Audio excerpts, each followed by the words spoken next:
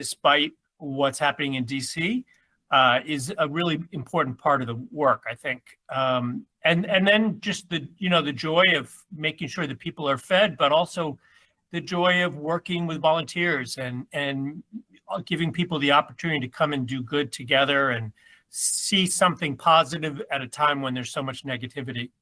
The other thing that you've done over the years, which I have, it's really meant something to me, is that your organization is not only, making a difference for those in need, but you've also created jobs and opportunities for a lot of people. And one of the things is that, I was a troubled kid. I'm a recovering addict. Getting a second opportunity is so important to folks. And your organization has done such a good job at doing that in community outreach, which again is something that I just think your organization is just such a model on how to do the right thing for a community. So what you're referencing, Mike, is our job training program. We call it the Teaching Kitchen. It's for folks with barriers to employment. Those are often folks, returning citizens coming out of criminal justice, folks who have struggled with addiction issues or alcoholism, mental health, homelessness, new immigrants. We spend 12 weeks with them teaching them how to work in the food business, and then a year, once they've graduated, helping them find the right job for themselves. But while they're learning, they help us make meals for people who are sick. So they help us as much as we help them. And we've had tremendous luck. You mentioned second chances. I always say, sometimes we need second chances, but sometimes we need third and fourth chances. I needed many. And, I think that's just fine. Life is hard. And we like to put opportunities in front of people to be successful and to perhaps change the path for them and their kids. And I find that to be joyful and a great way to use food. Absolutely. And people, when you give them a second chance, their gratitude and when you want to earn something and you want an opportunity and someone gives it to you, it matters. It means everything in the world. Let's quickly talk about this fundraiser, because that's one of the reasons we're talking. People, it's interesting. This is a time of year where, the weather gets bad, it gets dark at night, but people become philanthropic in November and December. Although, the need is all year round, but this is a wonderful opportunity to, make sure that people are able to include your organization in their Thanksgiving dinner. So let's talk about Pie in the Sky. Again, community servings. It's a great fundraiser where a delicious pie is your involvement. You get to eat that for Thanksgiving, but it does so much. So let's talk about the fundraiser and how it came to be and what it is. Sure. So Pie in the Sky is a fundraiser for community servings. We call it the world's greatest bake sale. We sell Thanksgiving pies that come from local kitchens all around the region, restaurants, caterers, bakeries, and we sell them like Girl Scout cookies. So we take orders ahead of time, apple, pecan, or pumpkin, on our website, pieinthesky.org. You tell us what flavor you want, how many pies you want, where you want to pick it up in your community in the days leading up to Thanksgiving. But the magic of it, as you know, Mike, is that the price of that pie, it's $35, is enough money for us to buy the ingredients to feed somebody for a whole week. So everybody needs a pie on their Thanksgiving table, and not everybody has the time or the talent to be making homemade crust. But we also need to give thanks for the harvest. That's the theme behind Thanksgiving, right? The blessings that we've had in our homes, in our families. And so the idea of feeding another family while you and your family are sitting down to a beautiful Thanksgiving meal is really powerful. And with that, we've taken Pie in the Sky over 33 years, from selling 1,000 pies to selling about 25,000 pies. And raising about, if it all goes well in the next couple of weeks, we hope to raise over $1 million to feed more sick neighbors all across Massachusetts and Rhode Island. And again, I can vouch for this. My family has had pies several years, and we love the pies. And again, you got to buy a pie anyway. So why wouldn't you buy a pie and know that you're feeding someone delicious, healthy, personally tailored meals that get them through an illness, which, illness changes people's so I always talk to, when we talk about hunger and homelessness, you know, the idea people say, well, you know, I have a job, I don't need support. You know, an illness can take out a person's savings, a person's ability to get out. I mean, there's so much that can happen. Illness is really something which I hope and pray people don't have to deal with, but everyone eventually will have to deal on some level. And your support of this program supports what you folks do. And again, these pies are great. Every year we've had them. And do you want to mention some of the people? I mean, I'm sure you have a lot of bakeries that are working with you. There are many bakeries involved. Some of the ones that I have worked with for so long include Oleana and Sofra, Flour. Most people know Joanne Chang's Flour bakeries, Basil Street Catering, Boston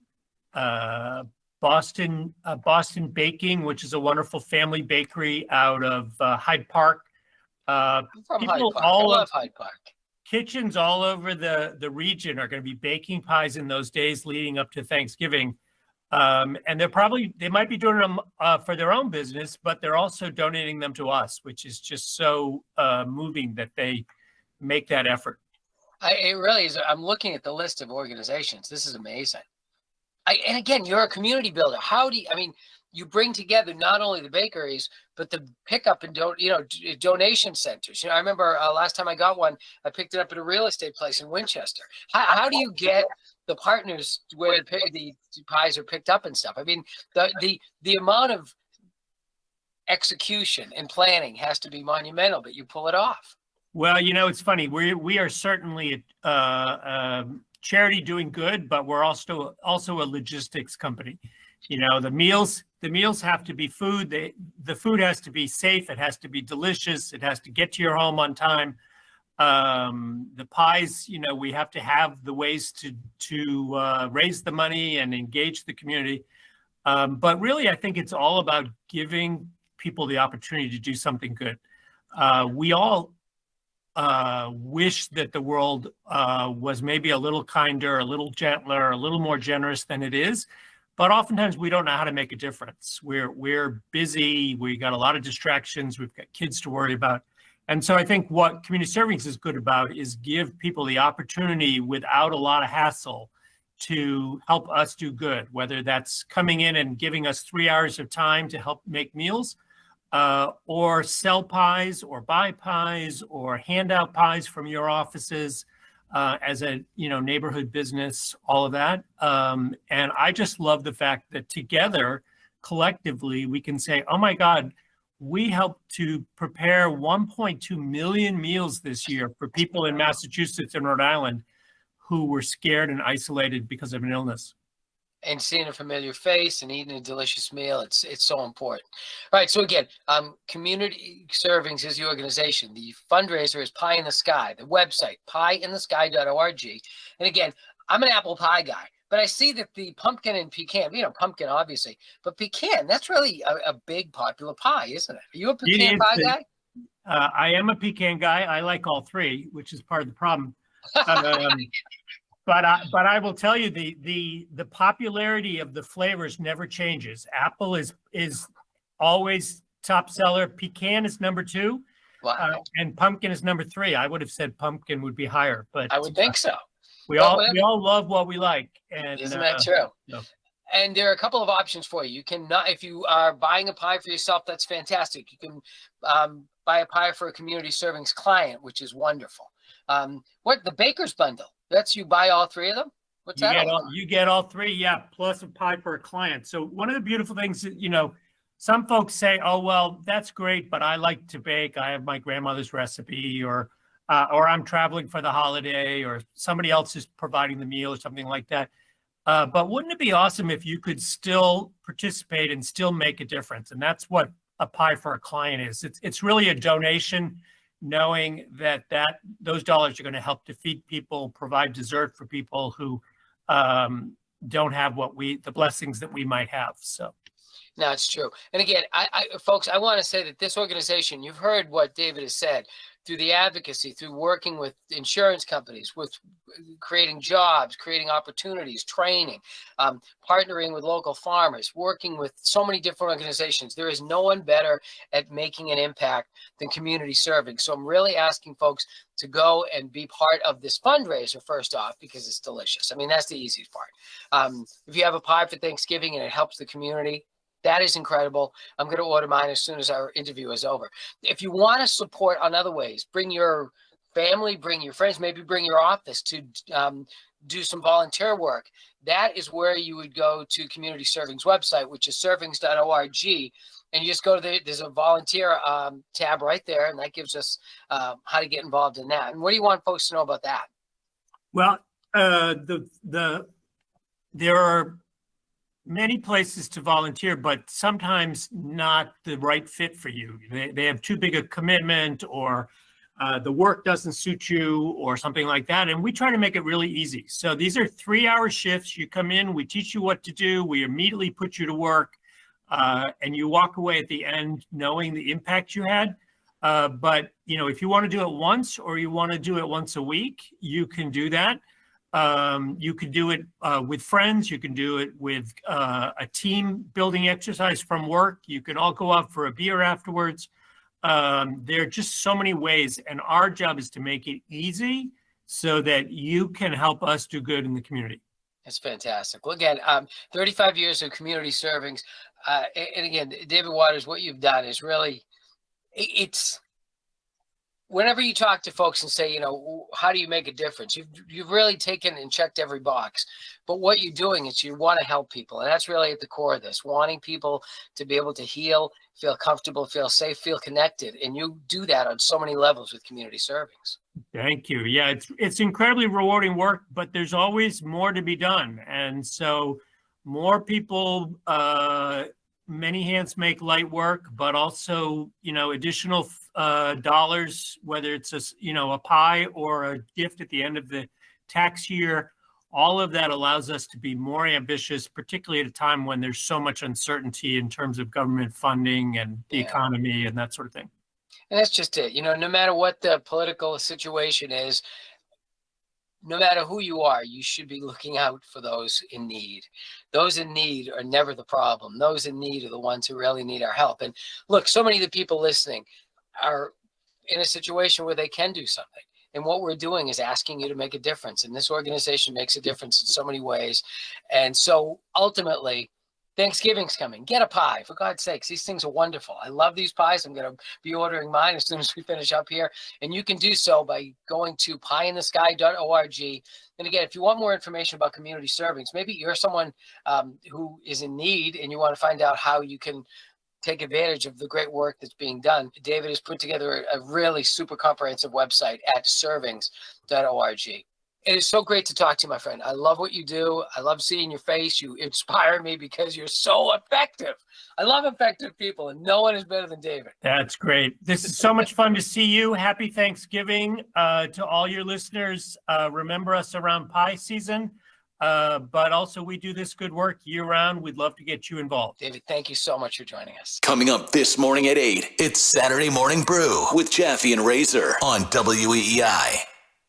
This is the story of the one. As a maintenance supervisor at a manufacturing facility, he knows keeping the line up and running is a top priority.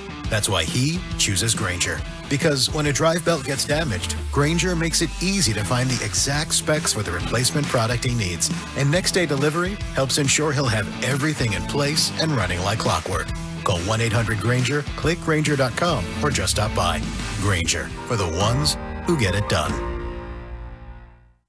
Nobody had to tell your grandparents not to drive while using their typewriters.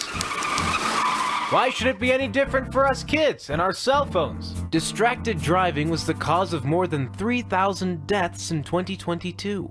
Come on, we're smarter than this. Let's put down the phones and focus on the roads. Drive safe, everybody.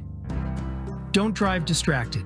A message brought to you by the National Highway Traffic Safety Administration, Project Yellow Light, and the Ad Council. This is the story of the one. As a custodial supervisor at a high school, he knows that during cold and flu season, germs spread fast. It's why he partners with Grainger to stay fully stocked on the products and supplies he needs, from tissues to disinfectants to floor scrubbers. All so that he can help students, staff, and teachers stay healthy and focused. Call 1-800-GRAINGER, click Grainger.com, or just stop by. Grainger, for the ones who get it done. Nobody had to tell your grandparents not to drive while using their typewriters.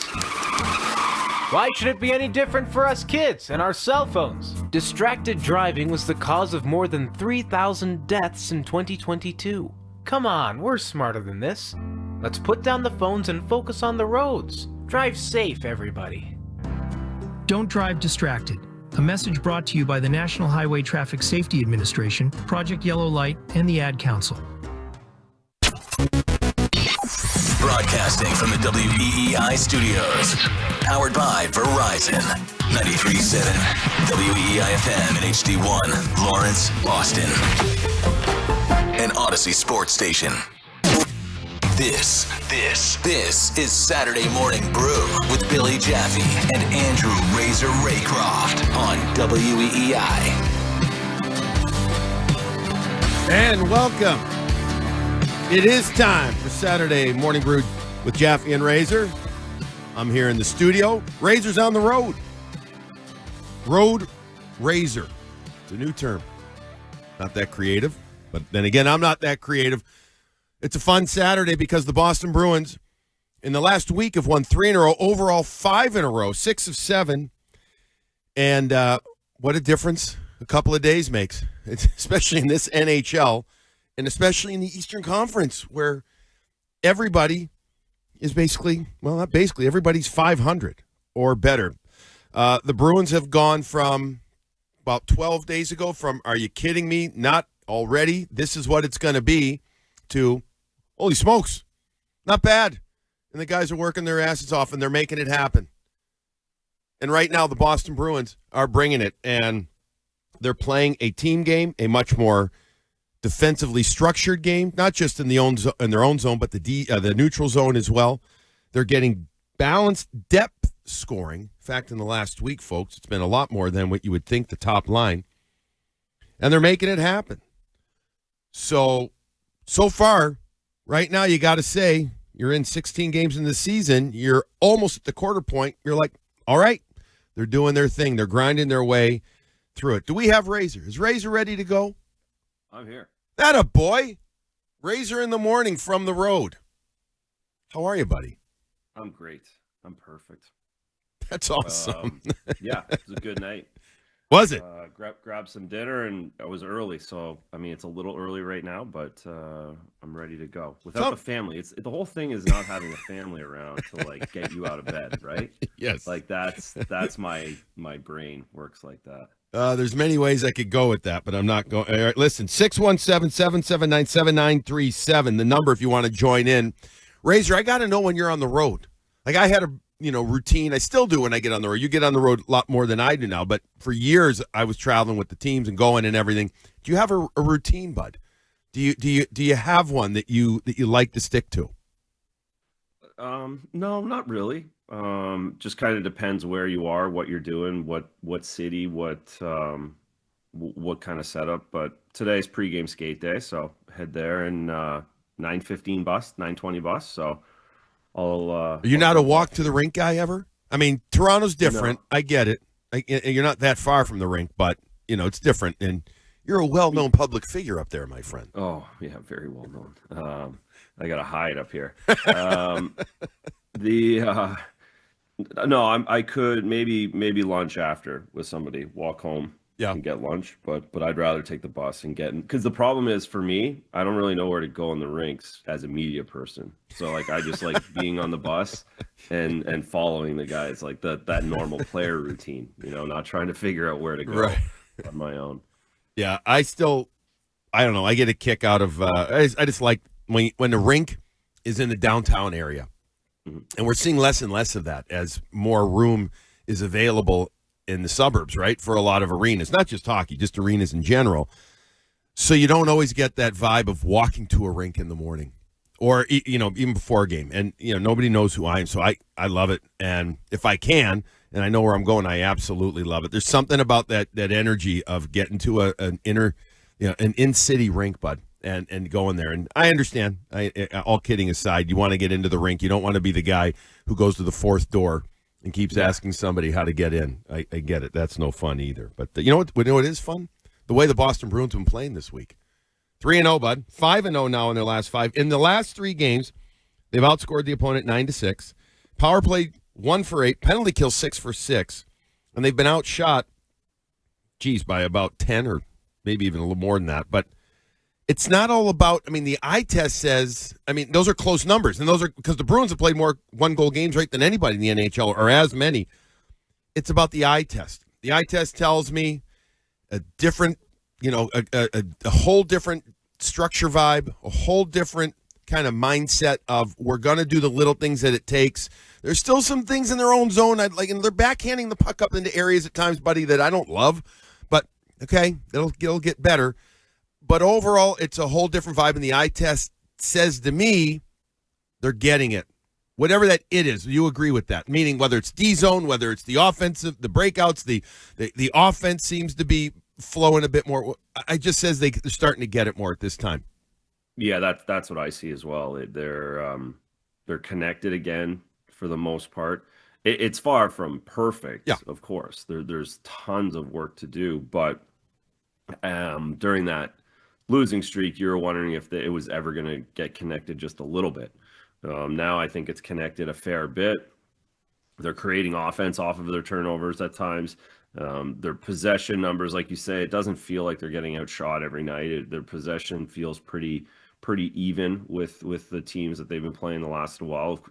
10 one-goal games now, which is leading the league, and I think the guys recognize that. I think the guys would love to have a little bit of breathing room in a few of these games. They know they're grinding pretty good, and they know they don't really want to do that the entire season. But for the last 5 games, it's worked, and hopefully you clean up the little details, more, and you can build off this resiliency you've grown in the first month with all of these 1-goal games. They continue to kill penalties really well. And to me, as I said, in the last 3, 1 for 8 on the power play, 6 for 6 PK. You go back into the 5-game winning streak, 4 for 16 power play. Okay, 20%, not bad. I'm not good at math. I can figure that out. Or is that 25%, actually? I am bad at math. And then 15 of 16 on the PK. That's not 100%, but it's close. I guess the positive is that they're not relying on the power play. The power play has been more than adequate. We've talked kind of at length about entries, how significantly I feel significantly they've been different. I had my buddy check from NHL Network last week, Razor, and I think it was only like 4 or 5% better on the entries. But you know what? That's a lot. I guess it is. When you think about it, it's at least one clean entry every time you bring the puck up the ice. 4 power plays per game, or or maybe 3. So overall, it seems to be so much better. But I guess the point is, I'm thrilled that they're not relying on the power play. And that means usually they're not relying on Pasta, because the last couple of games in the last 3, Pasta hasn't been, and Geeks Morgan has scored 1, but they haven't put up the numbers, and that's a great. I'm taking the positive out of that. That's a good sign to me. Yeah, no question, especially when we were thinking, okay, if they don't score, if David and Morgan don't score, then how are they going to win? And they've done that numerous times in the past 10 days. So that's positive. I think their power play looks the part. It might, and 25% compared to the 10% last year is a huge upgrade, but that's normal in the league, that 25% over a 5-game segment. When you've won 5 in a row, it's probably actually, like you said, below average, over, when you're talking about a winning streak. But because the PK is cranking what it is over a 5-game span, and you're +3 in the special teams, that's a huge win. That's a huge win. So they're doing enough, and the special teams is carrying them along together, not just one unit or the other. And just to quantify it, me and numbers and me don't usually go well together, so I actually wrote this down. I'm sure I'll screw it up because I don't have good handwriting either. I probably won't be able to read it well. But In the last 3 games, again, just to make the point more, Pastrnak has 1 assist and only 8 shots on goal. He has 17 attempts. Okay, not bad. I mean, we're used to David sometimes having 15 attempts in 1 game, but 17 attempts in 3 games with 8 on net. Morgan Geekie has a goal and an assist in the last 3. He's got 9 shots on goal, playing just under 19 minutes. And Marat Husnudinov as his center, or their center of the top line. The last 3 games, he has the goal. He had the game-winning goal in OT against the Isles, and then in the shootout. And then, but he only has 1 shot on goal in that time in those last 3 games, and he's playing a little over 16 minutes, which, by the way, for him, he's getting this great opportunity, and I like it. I like it. I mean, I think you can tell, Razor, that it's an imperfect situation, obviously, with Elias Lindholm out for an extended period of time, but at least in the short term here, Marat's doing his part to do his best. Is it going to last? Who the hell knows? I mean, we'll have to wait and see on that. But those numbers over 3, that's your quote-unquote top line, they aren't huge. That means the other guys have really taken up the slack. They have. The second line's been very, very good. Very good. Since Middlestat sat, since Zaka went to the middle, they've been excellent and good defensively too, but especially a threat offensive, threat off the rush. Arvidsson's been on his horse. They've been able to drive the net and create and cause havoc and cause penalties. And then the between the third and fourth line, basically they've had an automatic 6 guys, sometimes 7 for sure, or sorry, 5 or 4 or 5 automatically going every night. Every single night since the start of the season, they've had 4 or 5 guys playing really well out of that bottom 6. Some nights it's been all 6. But like the Islanders, where they were able to figure that out. A couple guys weren't going down there.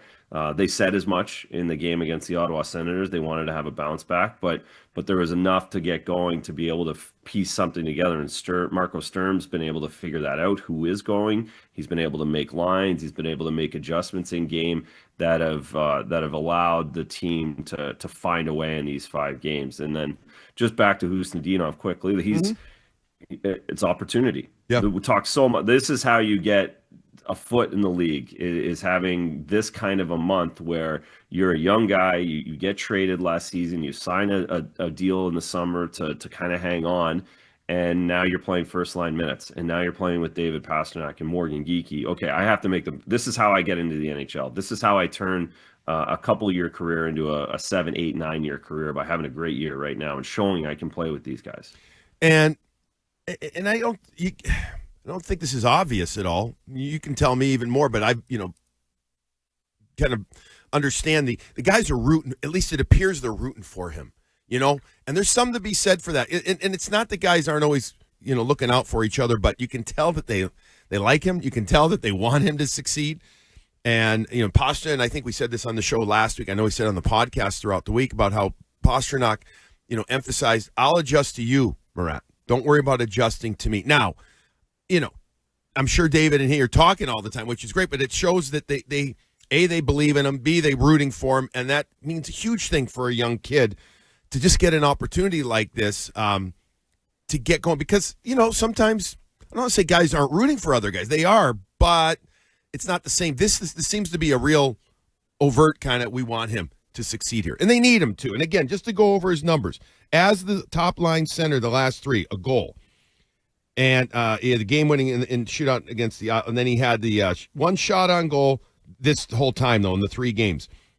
7 for 13 on his faceoff, so not bad. 2 blocks, 2 hits, 2 takeaways, 2 giveaways as well, and 16 for 16. It's not a bad line. And they're going to want to see some more. This is going to be a tough test tonight for Marat and the top guys, Razor, in Toronto. I mean, the matchup game is going to be – it favors, obviously, T.O. It's going to be tough. It is. It's a great point about the rooting. I think when that seems obvious that they're rooting for a player, it means they think they can do it. Right. NHL, you can't hide in the NHL. Everybody knows what your ceiling is and who's good and who isn't. And I think that when you see guys rooting for somebody, it's because they believe in them. It's not because they're like kind of building them up.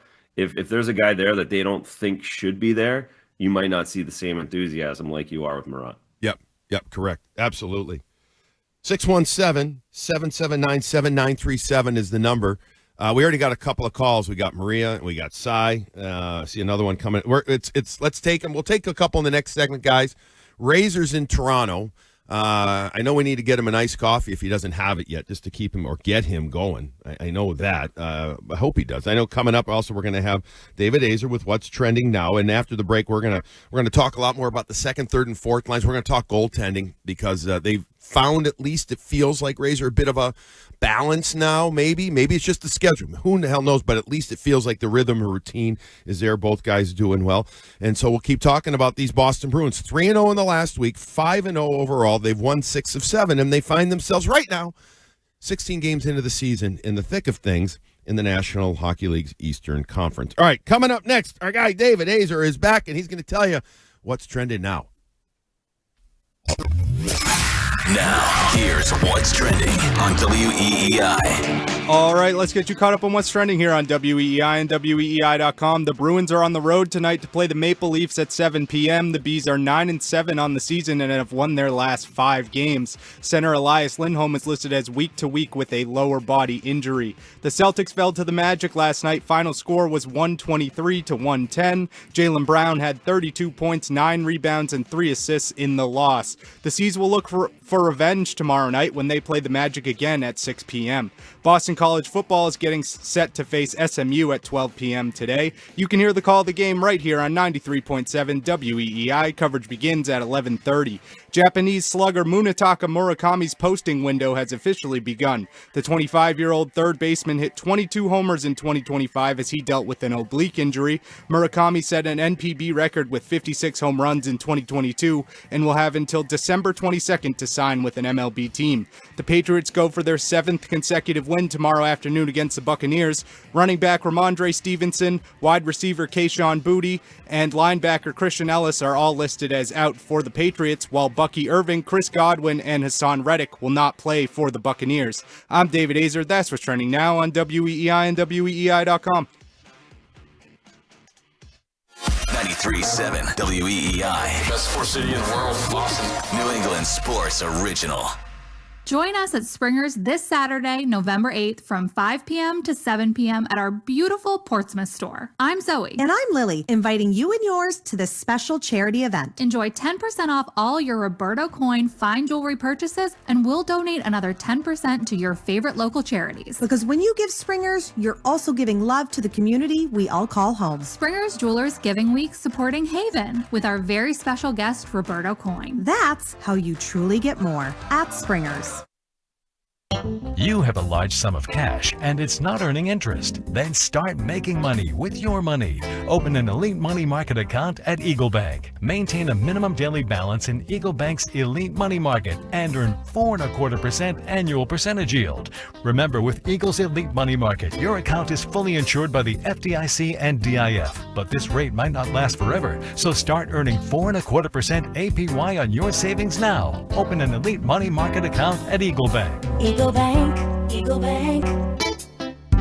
Annual percentage yield is available as of 6/15/25. The Elite Money Market is available to newly deposited funds to Eagle Bank. Minimum balance to open the account is $20,000. For Eagle Bank transfers, a minimum of $20,000 if new money is required. APY is variable and subject to change without notice. If the account balance drops below $20,000, the interest rate and APY revert to 0%. Fees may reduce the earnings on this account. Offer may be withdrawn at any time. Eagle Bank, member FDIC, member DIF. Experience what automotive luxury is all about. Garage 42 is the city's premium vehicle storage facility, offering unrivaled 360-degree concierge management. There's so much more than an auto storage. They're the ultimate automotive experience. See for yourself. Schedule a tour at garage42.com today. Looking for a new twig? Head to the stick sale. The latest sticks from Bauer, like the Proto 2, Pulse, Tracer, and Flylight. Only at Sports Etc. Boston's best hockey shop. 1303 Mass Ave in Arlington or sportsetc.net. This is the story of the one. As a custodial supervisor at a high school, he knows that during cold and flu season, germs spread fast. It's why he partners with Grainger to stay fully stocked on the products and supplies he needs, from tissues to disinfectants to floor scrubbers.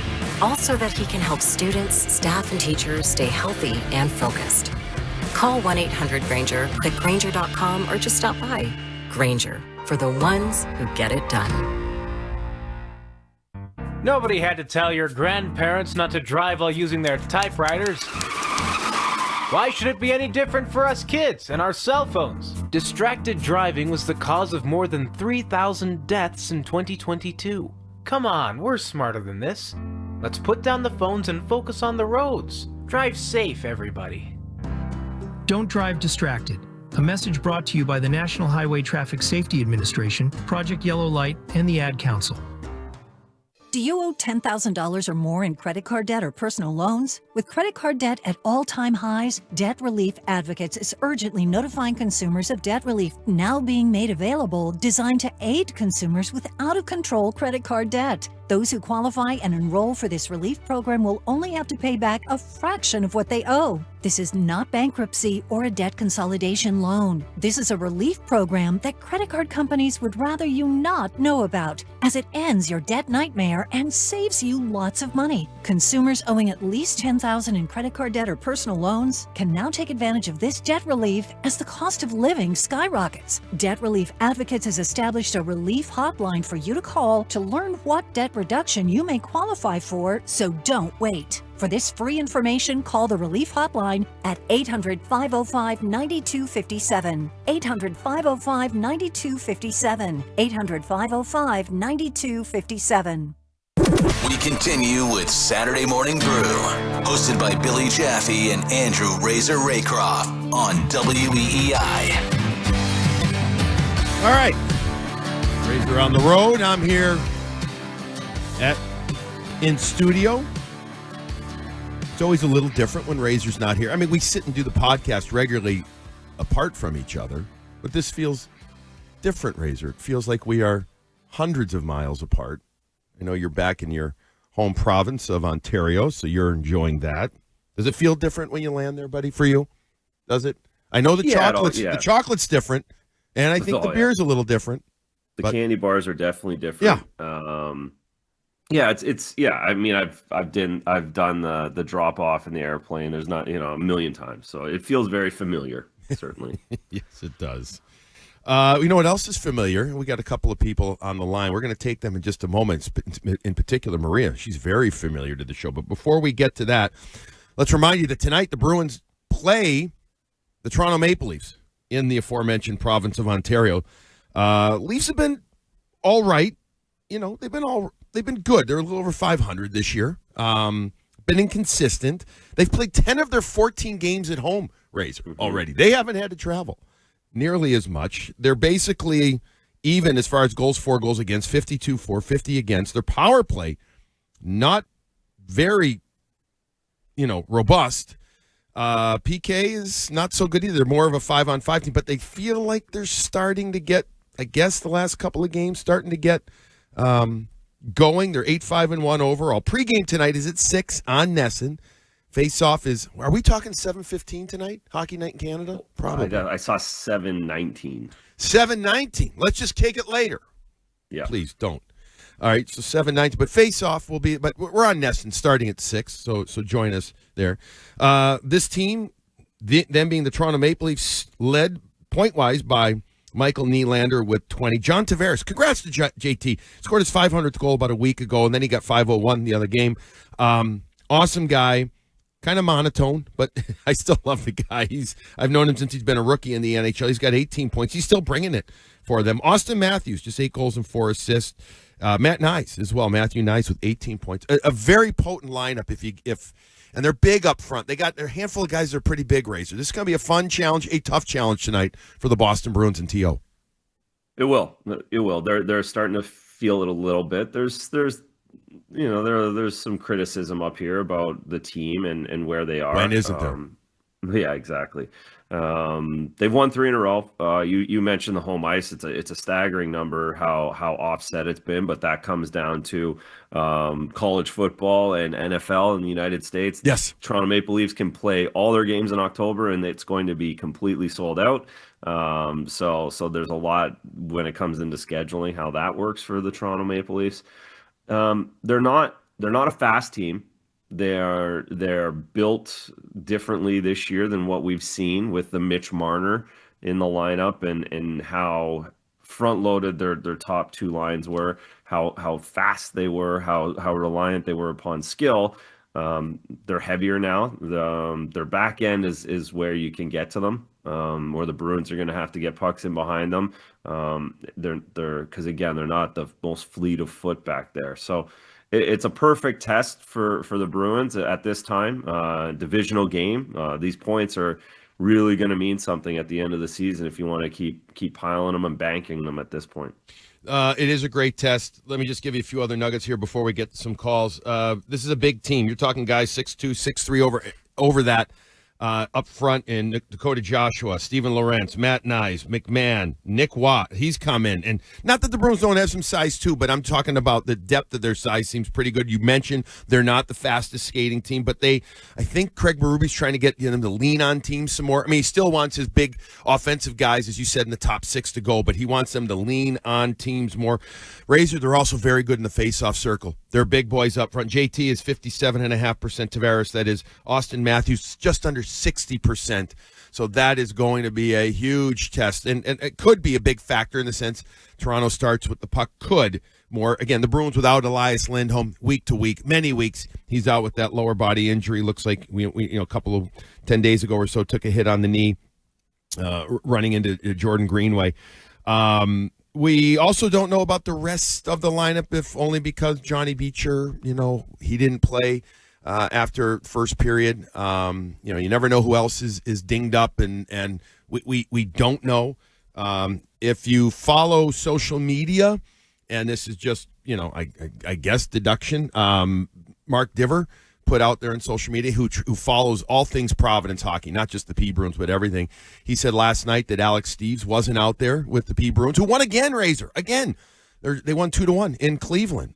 He wasn't there, so does Steeves get it's a quick trip from Cleveland to Toronto, really quick. He could probably take a boat across the lake. And get I don't know if the PA would allow that, but we'll see. All right, 617-779-7937. Let's take a couple. We got a handful of calls lined up. Let's make it quick. Let's get to it. Maria, welcome into Saturday Morning Brew with Jaffe and Razor. Thank you.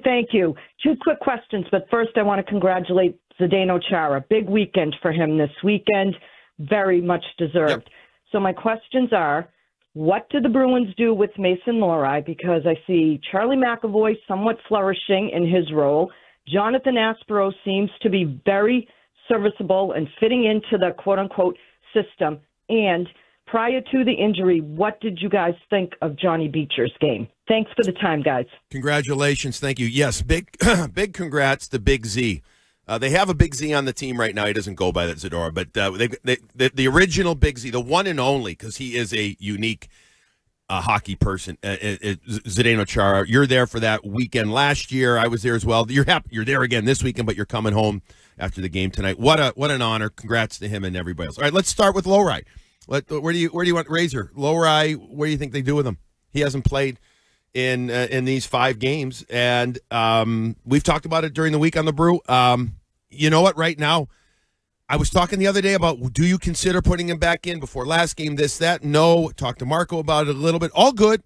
He's doing the right thing. He's working his butt off ice, on ice. But you can't change the back end right now. No, you can't. You can't touch it. And so for Mason Lohrei, you work and you work and you work, and you show up and you do some more work, and then you get in the gym and you just keep being ready and understanding that this is what you're in right now. This is the predicament. You haven't done it. You haven't had adversity in the National Hockey League, and this is what all the guys are telling him as well. This is, everybody goes through this. We all do this. We all have this in our career at some point, and you know, the key is to keep your head down and focus and just drive through it. So no, you're not moving the lineup. You're almost at the point now with 5 in a row where even if you lose a game, you're not completely flipping the back end. It might have to be an injury, or it might have to be a situation where poor performance over a 2 or 3 game segment gets you back in. But at some point he's going to be back in, and at some point he has to take advantage of that opportunity. And his mindset is part of this is not, or a lot of this I don't think is physical. I think it's a mental thing as well. It's going to have to be I'm simplifying, I'm engaging more. I'm going to stay in the battle longer. I'm going to do pick sticks. I don't want him not to try to do anything offensively, but because he's so instinctively good at that. But I'm okay with less is more. I'm okay with pushing puck up the ice more instead of joining the rush more. There's going to be time for that. But I want the reads right, especially in the neutral zone, and then I want battle level higher in the D zone. Real quick on Johnny Beecher. Again, we don't have an official update yet, but didn't look good. Went down twice last game. Only played about 4 minutes. His game, I thought it was serviceable, and his role, he'd been in 2 games previously to that. But I kind of feel like that fourth line left wing spot wasn't secured by anybody, when he was in there. Would you agree? I would. You made a good point on the podcast the other day, though, is there's this penalty killing ability. Yep. Does give him a leg up. He gets out there, he'll win a draw. He really feels comfortable in the PK system, so he's valuable there. But you're right. He certainly hasn't grabbed the third line or the fourth line left wing and just held on to it. It's been a rotation, and that will continue, it seems like. And if he's not able to play, you would think for sure Jeffrey Viel is in the lineup. By the way, they're going to call somebody up regardless. And a lot of times they don't announce it till day of, folks, just for cap purposes and all that stuff and getting the player there. But they'll have if a Beecher is okay and he can play or, whatever, then they still want an extra there. But we'll see. We'll see. We don't know. We got a couple of hours before they're on the ice. All right, let's go up to Burlington, Vermont. Love Burlington. Cy's up there. And I wonder, besides talking Bruins, BC was playing at UVM. Any chance, Cy, that you were able to make it to that game? Hey guys, first time, long time, big fan. I went to the BC UVM game last night. Letourneau had the opening goal. Pretty sure Hagens had the assist on the game winner. Yes. BC definitely the better team, but UVM is just okay. We're always just okay. But Burlington's really wanted great. to ask about. Sorry, what's that? I said, but Burlington's better than okay. We're good with that. So. Burlington's better than okay. It's beautiful up here. It's gray November, but it's beautiful up here. Anyway, wanted to ask a quick question about Zaka, and arguably second, third best forward on the team, still under a really nice contract. But if we're gonna be is he gonna be a big part of this retool? Do you think he deserves a contract extension? Does he get something like Geeky's contract? I know he's a couple years older, but I mean, he's really, really nice, and it's always good to have another check on the team for Pasta. Do you think he gets an extension? Well, I'll tell you what, he's on a 5-game streak. Thanks for the call, Cy. Again, always great to hear from the people up in northern Vermont. Razor, I don't think they're worried per se about an extension because he got 2 years. He's got this year and next year. I know he could get an extension, July 1 over the summer. I'm going to say he doesn't get an extension just yet because, they love him. He's on a 5-game point streak. He has been really consistent this year. I think it's going to be predicated not just on his play. Of course you want him. And by the way, he's the same age as Geeky, isn't he? It seems because he's been in the league forever. Since 18, 19 years old. I think he's just 28 as well. But I think they wait. Let's see where the team goes. Let's see what Pav keeps on doing. I know he loves it here, but because he's on such a team friendly, it's 4.75. It's a very friendly deal, especially in the new salary cap era. He's attractive, and he gets you a boatload back. Easily a Carlo, more probably than the Coyle return that the Bruins saw last year. No question. But the reason you get that is because he's a top 6 centerman. And you go through the list, and you need to get at least a top 6 center back for him if you're trading him. It might be a different kind, but as we've seen over the last 18 months, when the Bruins needed one of those and want one of those, you can't just pluck it off the tree. They all get re-signed. They all get extended. There's none of those in free agency. So you have to have a plan to fill that spot before you just trade him, even if you're out of the playoffs. But I think we're well now, certainly with the record they have and how things are going, you're much closer, I suppose, to an extension than not. But like you just said, there's 65 more games, 68 more games. There's a lot to go to decide that. And I think, again, you're going to hear his name just because he's so valuable, but I wouldn't take a lot of stock in that.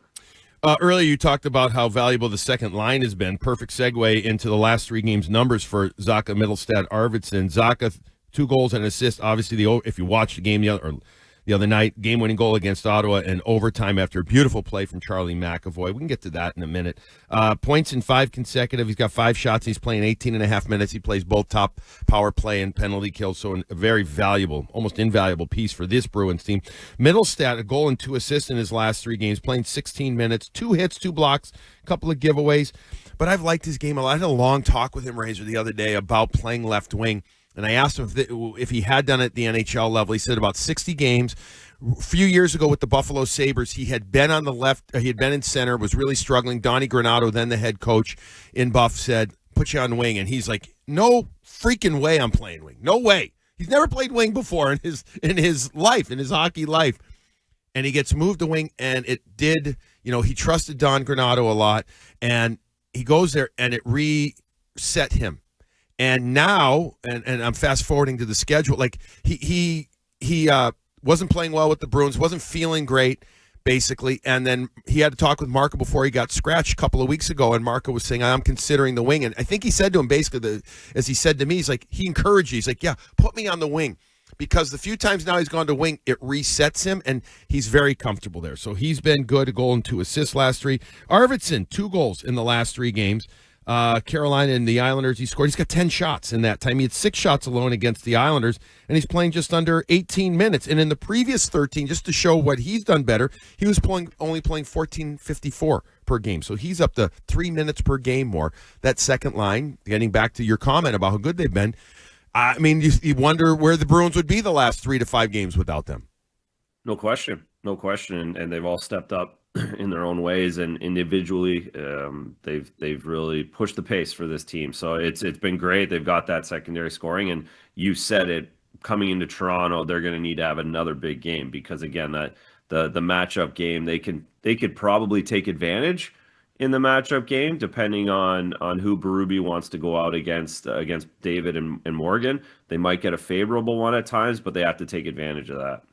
I can't remember when it was in the game last game. Mittelstadt took a big hit. I was concerned, but he still played almost 15 minutes. He was you could tell it was something lower body, but again, don't know. We'll find out we have no idea on the lineup, no idea about Beecher, anybody.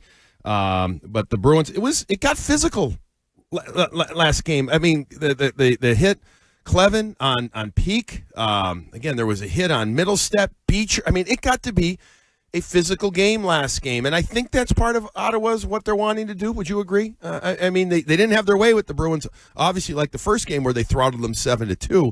But I did feel like we had a little more, nasty might not be the right word, but a little more definite physical presence in that game. Yes, and yeah, Ottawa does. You have the McDermotts of the world and the Clevins and some big bodies outside of the Stutzels and the Giroux. And Toronto's the same. And they're divisional games too. They're just different. The guys recognize how important this stretch is, especially for the Bruins, in these divisional games, and how it's a 4-point swing really quickly. And with the division and the conference being so close, it's these are playoff, like, I hate saying that because it's November, but they are playoff-like games already. I think everyone's understanding that this point could matter every single night. Let's take one more call because we've already taken a few. Depot in Connecticut. Let's do a quick question here. We'll get it in before the next break here on Saturday Morning Brew with Jaffe and Razor. Yeah, I was wondering what you think about the comparison between Fraser Min and Patrice Bergeron when he was a rookie season. Okay, thank you. A guy who knows Patrice Bergeron very well. They both shared frosted tips. Did you guys go to the same place to get the frosted tips when you were 18 and 20 years old? Was it a 2-for-1 tip deal? Yeah, no, it wasn't. It wasn't. Probably should have been though. I think that was. I mean, we were saving money on haircuts back then. You were, that's for sure. Yeah. All right, so Fraser Minton compared to Patrice Bergeron, heady stuff. I get what Depot's asking, meaning first year, but Fraser is a little older than Patrice was at the time. Patrice came in as an 18-year-old, Minton's a little older. But the maturity level, which we have spoken about, I'm not saying that they're the same player, but I'm saying there is a maturity to each of them that is similar. Would you agree, from somebody who lived with Patrice when he was 18? Would you agree on that? Yeah, so that's the big thing. First off, Patrice was 3 years younger. Frazier was a pro last year. He couldn't play junior. He was a pro. So it's not again, 3 years is a massive difference, just a massive difference. But what Frazier has that he has in common with Patrice and many, almost all of the people in the National Hockey League who are having great careers at a young age or started when they were 20 or 21 is maturity. He understands that he needs to be reliable as a checker and as a defender, and that will allow him to get points. That will allow him to be on the ice more. He completely understands that. So not just Bergeron comparison, but a lot of players who started at 20 and 21 have had 10, 12-year careers. He has that maturity level, that understanding of how he needs to play to stay in the lineup. Well, let me give you a little line on him, Razor, just to solidify our point, and Depot, saying how good he's been. Points in 3 of the last 5 games, 1 assist in the last 3 games. Reason I use last 3 is that's the past week, since last we were here on Saturday Morning Brew with Jaffe and Razor. He had an assist on the game-winning goal against the game-tying goal against the Islanders. What a great play. Pasta, Hustadina, and Minton working their butts off to get it back. His face-offs last 3 have been at 50%, 13 for 13. He only has 5 giveaways all year.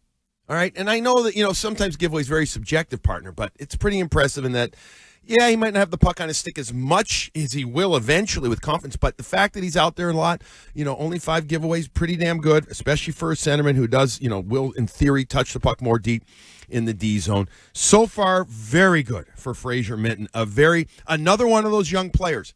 Like I said earlier about Husnadinov, you can tell, absolutely tell, that the players are not just rooting for, but doing everything they can to support him, to elevate him.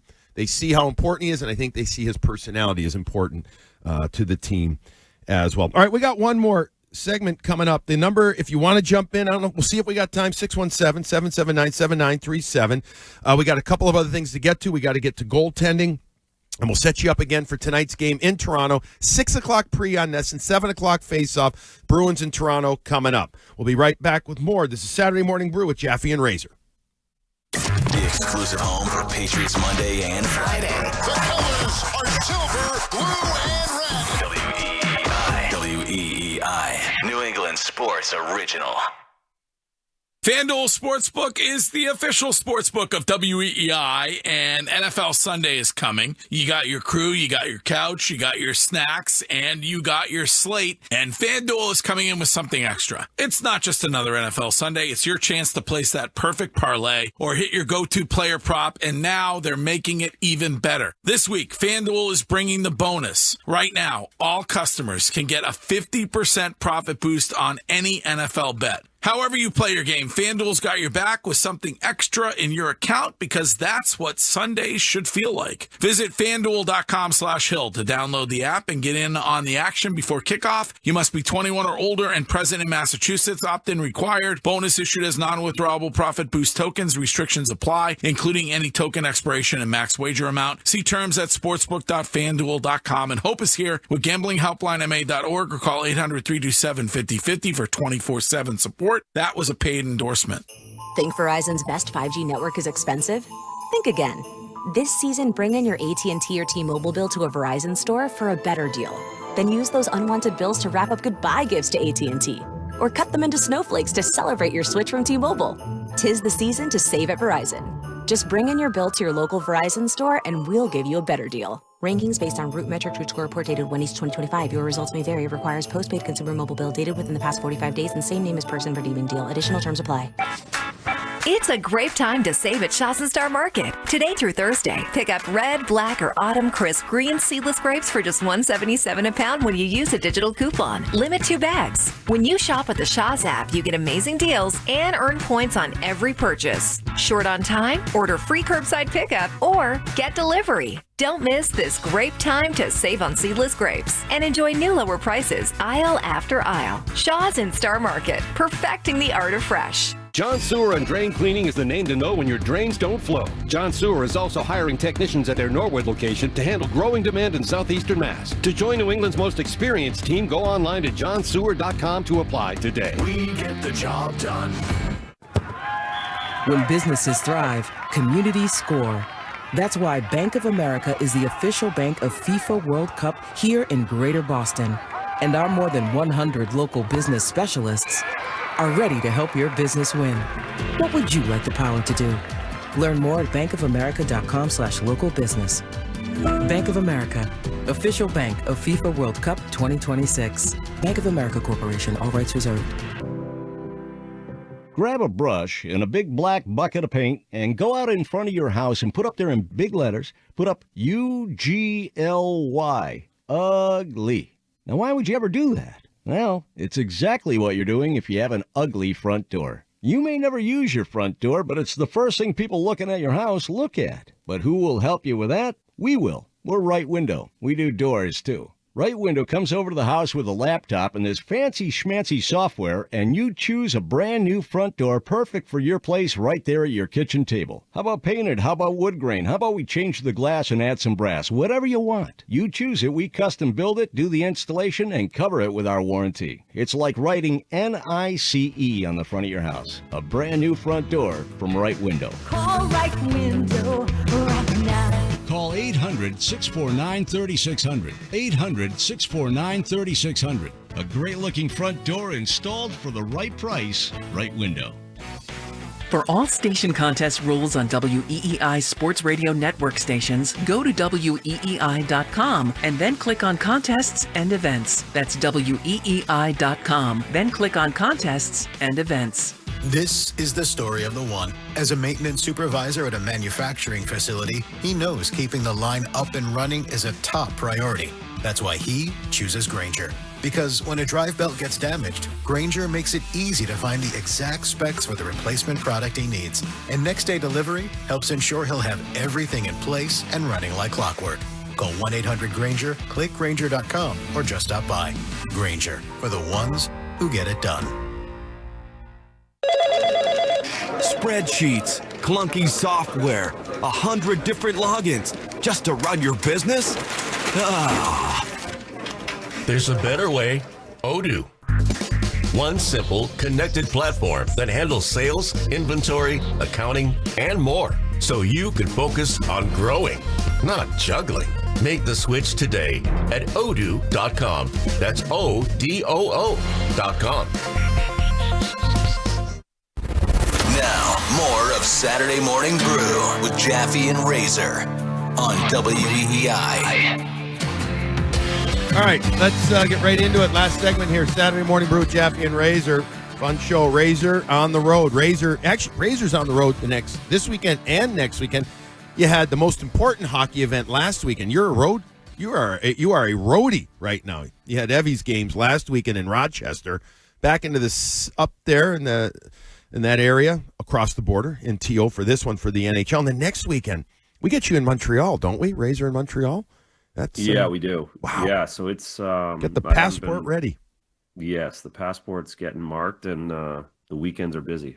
That's good. That's fun. Except you got to miss the kids' games, which I know. It's tough. I get Sundays. You get Sundays. Oh, yes, right. You get one today. Yeah. I'm back late tonight, so I'm good tomorrow. You want me to? Where are they playing? You want me to go there? I can yell at them. Yeah. Please go yell at Decky. He's at the Jar this afternoon. Oh, really? All right, that's close. Maybe we go. I fill in for Razor. Exactly. Get kicked out of the rink. All right, real quick for the rest of the third line. We brought up Minton, and I want to get to goaltending quickly here. Tanner Jeannot didn't play great against the Islanders. Talked about it, but he picked it up. Next thing, he had a beautiful assist in the Ottawa game to Sean Corrali, who scored his first goal of the year with a goalie in the net, meaning he had an empty net goal earlier. But I like Jeannot's game. He has 14 hits in the last 3 games. Mark Kastelik has continued to really shine. He's elevated the last few to the right side along with Minton, riding the right side, Fraser Minton, and left side wing Tanner Jeannot. Those are 2 big boys flanking Minton Castlewick at 59% on the faceoffs. He's been instrumental. Again, without Elias Lindholm, he's their big right shot guy. He's playing 15 and a half minutes in the last 3 games. In the previous 13, just 12 minutes and 14 seconds. So he's seeing an elevated role, just like a couple of other guys. So great for those guys, and they're going to need those big boys tonight. They're gonna. I'm saying the same thing. It's going to be a grind. And speaking of a grind, David, you got that one for us after last game? This is what Marco Sturm had to say about the Bruins' performance. Some players don't. Some teams don't do anything. Some teams just do the best player. This is actually the first team I've seen got the grinder award. Well, that's actually pretty good, and the best part is it's come from the players, not from me. They, even a guy like Pasta, he said, "I want it." I said, "Yeah, okay, you got to work for it then." But it's good. No, it just helps, and guys take a lot of pride in that. So what we've been saying literally since our season preview show, Razor, on Morning Brew with Jaffe and Razor, that grind, this is going to be a grind fest this year. It is. And they've embraced it at least the last 5, 6, 7 games.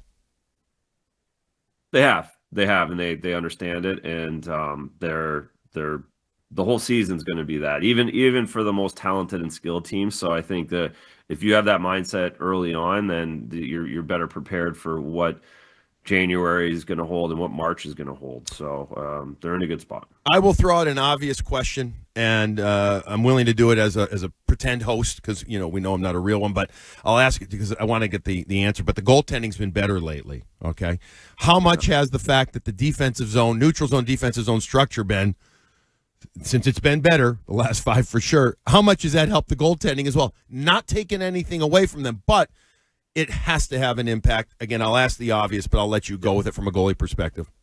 Yeah, no question. I mean, that you're so reliant on what's going on in front of you as a goaltender, and what they've been doing is the goalies, both of them, they've played 10 one-goal games. So that means your goalie's keeping you in it every single night. And even when things weren't good in front of them, they were keeping the team in it. They weren't getting wins. Now you see a little bit of a shift. Things are a little bit better in front of them, and now they're getting the wins. So I think the goaltenders have essentially played the same way the entire season at this point. Again, giving their team a chance, being competitive every night, and what's happened in front of them have allowed to get the wins and losses. I'm going to go, or have somebody do it for me because numbers and I just don't get them always, but talk to me or show me how different the high danger chances were for the first 13 games or the first 10 games compared to where we're at now. And I wonder how much different it is, and the predictability or the reliability of where shots are coming from or not coming from perhaps has been better. Now the Bruins goaltenders, we saw Korpisalo play 2 games in a row. Swayman played 2 games in a row, a win and a loss. Colorado beat, and then the team got throttled by Ottawa. Then Jonas comes in, and he plays 2 games in a row, wins both of those games, gives up a total of 5 goals. But then we see Jeremy Swayman come back and play 2 games, and people are talking about goalie controversy. It's not a controversy yet. Can we please stop with that yet? I mean, we're not talking about that. Then Swayman comes in, and then Jonas plays correctly, we both felt, against Ottawa, because now this sets up, in theory, for a very good 2 in a row with the Bruins taking on Toronto on the road tonight and then at home on Tuesday for Swayman to play both those games. Yeah, and then they play in Ottawa. So then Korpisalo goes back to Ottawa where Jeremy gave up 7. So yeah, that seems like the obvious schedule. Of course, you don't get ahead of yourself in the National Hockey League, but you would expect that to play out here in the next 5 or 6 days. Jeremy has played very well against Toronto in his career, of course, in the playoffs and in this building on the road. So that makes sense to have him play 2 games against them. All right, quick Toronto. We talked about them in our first segment, but 8-5-1. If you missed it, the first segment, they're 8-5-1. They've played 10 of 14 games at home. Rage, you mentioned earlier, no Mitch Marner. He ended up going in a sign and trade to the Vegas Golden Knights on a mega deal before the season against the Bruins in 28 games. He also had points when he played for Vegas earlier this year, but 28 games as a Leaf against the Bruins, 13 goals, 33 assists, 46 points, the most of any team he has faced in the National Hockey League. So in theory, it's an advantage not having him there. But as we've talked about, this team in Toronto, I think Craig Berube's happier now. They're getting more to that close type hockey games that they're willing to play, and they're not needing to open it up regularly. They've still got Willie Nylander. They've still got Matt Nyes. They still got Austin Matthews, who really hasn't been unbelievable, but they got Stolarz in net.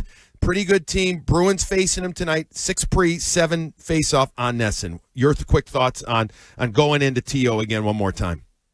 No, it's all about the 5-on-5 play, and their power play hasn't been good. They're second last in the league, but their PK is exactly with the Bruins, exactly the same PK. So we've talked a lot about the Bruins PK. The Leafs is exactly the same. They're both 10th in the league.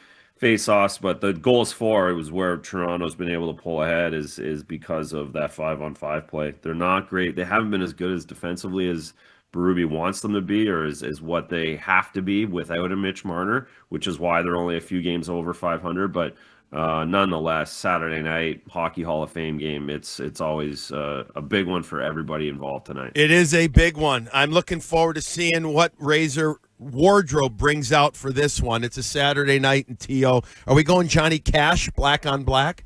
Are we going there? No, I didn't do that. I brought a white. I'm pretty neutral road uniform and everything else. Oh, come on, Razor. And no blue, of course. We got that one figured out. All right, great show, bud. Go enjoy another hour of your morning. All right, we appreciate you getting up. The hair looks good. I mean, geez, for early morning, if we're on Twitch, I see you, Razor. You're looking good. Bad. Well, that helps then for all of us. All right, have a great day, Razor. Everybody else, have a great day too. Again, Bruins, Leafs, 6 pre, 7 o'clock face-off on Nesson. Bruins looking to make it 6 in a row and 7 of 8. It's going to be a tough one tonight. This is a fun show. We will talk to you again next Saturday. Morning Brew with Jaffe and Razor then. Everybody be good. Got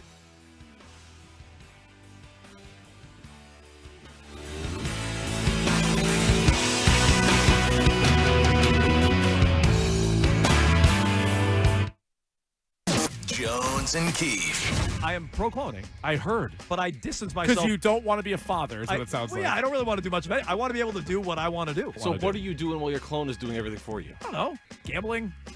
Set my fantasy lineup. At least 700 pounds by the end of the year. Eating just whatever I want.